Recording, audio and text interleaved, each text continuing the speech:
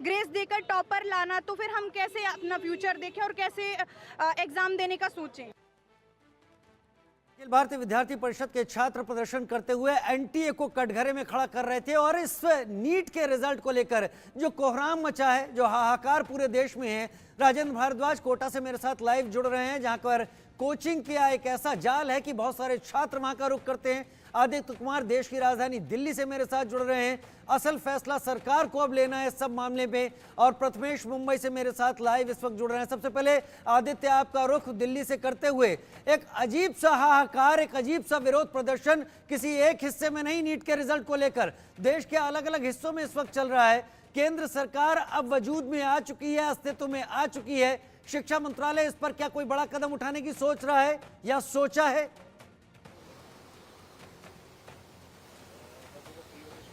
जी, अभी आपको बताऊं कि अभी इस तरीके से कोई स्थिति नहीं है जो केंद्र सरकार की तरफ से, क्योंकि अभी कल ही जो है ओथ सेरेमनी हुई है, मंत्रालय भी डिसाइड नहीं हुआ है, तो केंद्र सरकार की तरफ से अभी इस तरह की कोई बातचीत नहीं हुई है। लेकिन इसी मामले में जो अन्य राजनीतिक दल हैं वो राजनीति जरूर करना शुरू कर चुके हैं, वो अपना बयान जरूर दे रहे हैं। जैसे राहुल गांधी ने भी बीते दिनों ट्वीट किया था, उन्होंने इस बात को बहुत ही सख्ती से रखा, बहुत ही पुरजोर तरीके से रखा कि जो छात्रों के साथ में जो दिक्कत हो रही है उनके ऊपर में वो लोकसभा में, संसद में जो है अपनी बात को जोरों शोर से उठाएंगे, किसानों के हित की बात करेंगे। उन्होंने प्रधानमंत्री नरेंद्र मोदी पे सीधा सीधा सवाल उठाया कि उनके ओथ सेरेमनी अभी खत्म भी नहीं हुए और इस बीच में ये जो पूरा का पूरा मामला है जिसमें छात्रों के साथ में जो है भ्रष्टाचार किया जा रहा है, ये आरोप जो है राहुल गांधी ने लगाया। इसी के साथ प्रियंका गांधी ने भी ये आरोप लगाया। प्रियंका गांधी का भी ट्वीट आया था जिसमें उन्होंने साफ कहा था कि बच्चे जो हैं कोटा जैसे शहर में या किसी अन्य शहर में अपने आप को आत्महत्या कर रहे हैं, मर रहे हैं, लेकिन जो केंद्र सरकार है उसको कोई फर्क नहीं पड़ रहा। इस तरीके की जो बातें हैं वो अन्य जो पार्टी है, अन्य जो नेता हैं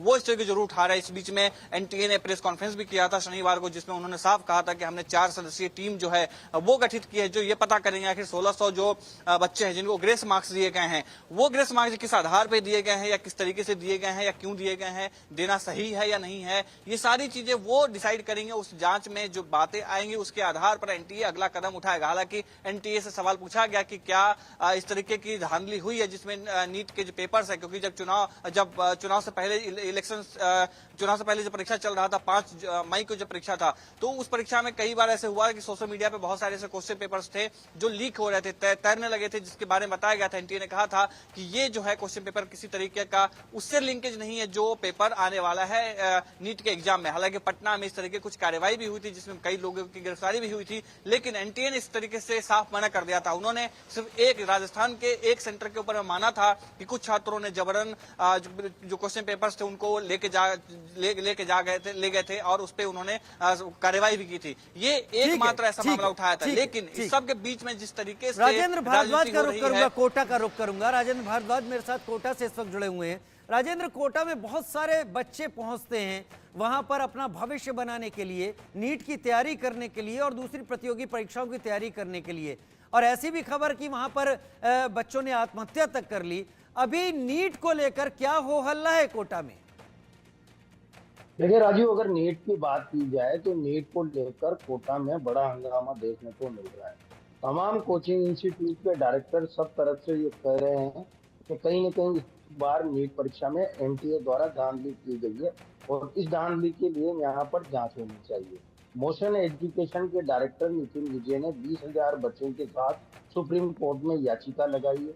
एबीवीपी हो चाहे एनएसयूआई हो, लगातार सड़कों पर प्रदर्शन करती हुई दिखाई दे रही है।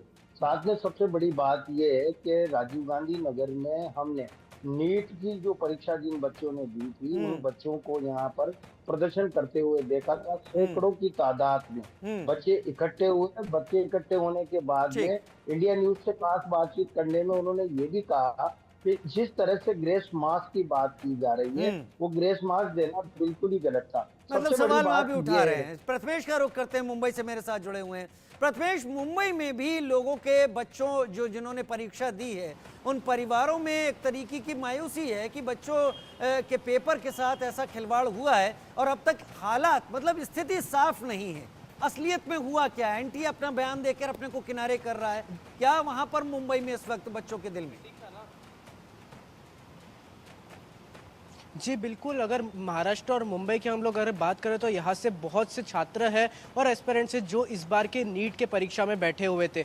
जिसके बाद अगर मैं बात करूँ तो एक इंस्टीट्यूशन जहाँ एग्ज़ाम लिया जा रहा था, वहाँ से ही 67 जो बच्चे हैं वो उनको फुल मार्क्स आते, 720 नंबर आते। तो कहीं ना कहीं एक शक जो होता है कि कहाँ से न्यूज़ आती है कि जहाँ एक ही इंस्टीट्यूशन से जिन्हें 67 बच्चों को 720 मार्क्स दिए गए। उसके बाद अगर महाराष्ट्र की बात करें तो यहाँ पर भी आक्रोश का माहौल देखा जा रहा है। लगातार यहाँ के जो फैमिली मेंबर्स हैं, जो एस्पिरेंट के जो माता पिता है, वो लगातार मंत्रियों से कांटेक्ट कर रहे हैं। इसके बाद हसन मुशर्रफ के तरफ से, महाराष्ट्र के जो मिनिस्टर है हसन मुशर्रफ के तरफ से भी बयान आता है कि जिस तरीके से जो धांधली हुई है इस बार जो भी नीट की परीक्षा में, इस पर कड़ी कार्रवाई होनी चाहिए और जो नीट की जो एग्जाम है वो फिर से कराना चाहिए, क्योंकि यहाँ पर अगर देखा जाए तो जो छात्र है उनके भविष्य के साथ खेला जा रहा है।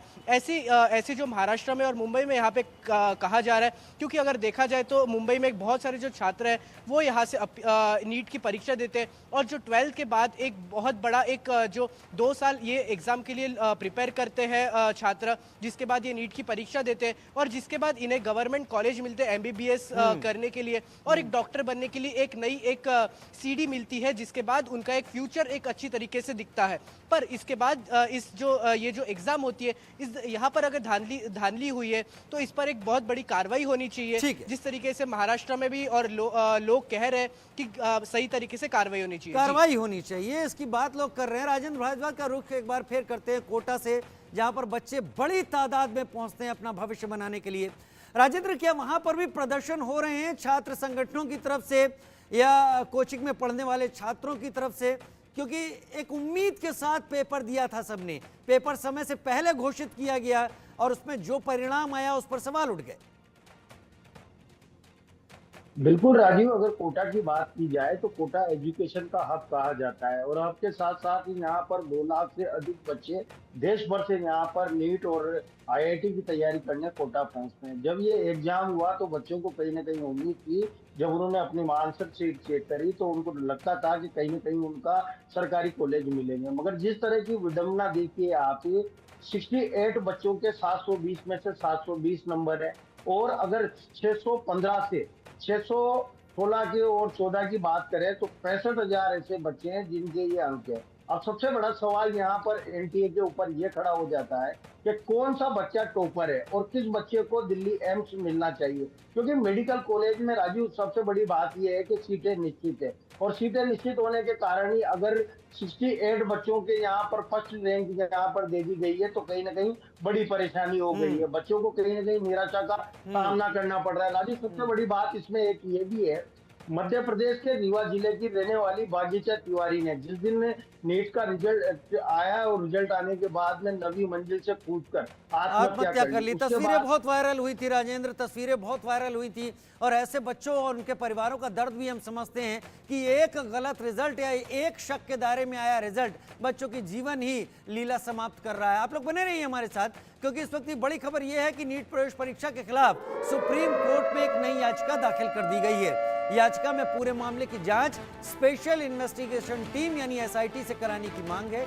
5 मई को हुई नीट परीक्षा को रद्द किए जाने की मांग है। याचिका में दोबारा नीट परीक्षा कराने की मांग की गई है। नीट परीक्षा के नतीजों पर रोक लगाने की भी मांग की गई है, यानी नतीजों पर रोक लगाई जाए, 5 मई को हुई परीक्षा रद्द की जाए और इसके साथ SIT से जांच कराई जाए कि कौन लोग हैं जिन्होंने इस परीक्षा को मजाक बनाकर रख दिया है। आदित्य मेरे साथ इस वक्त जुड़े हुए हैं। आदित्य, क्या